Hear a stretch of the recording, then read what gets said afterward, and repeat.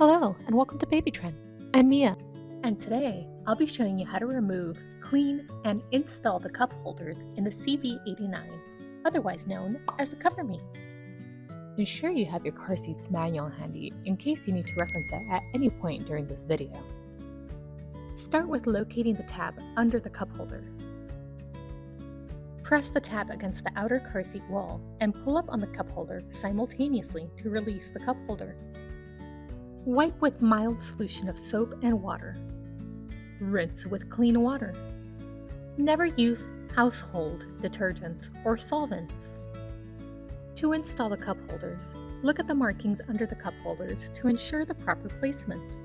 Letters should be in their respective signs, and arrows should be facing forward.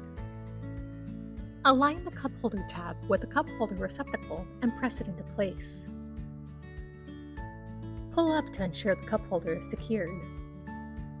For more information on the Cover Me, please continue to more of our how-to and installation videos provided with you in mind.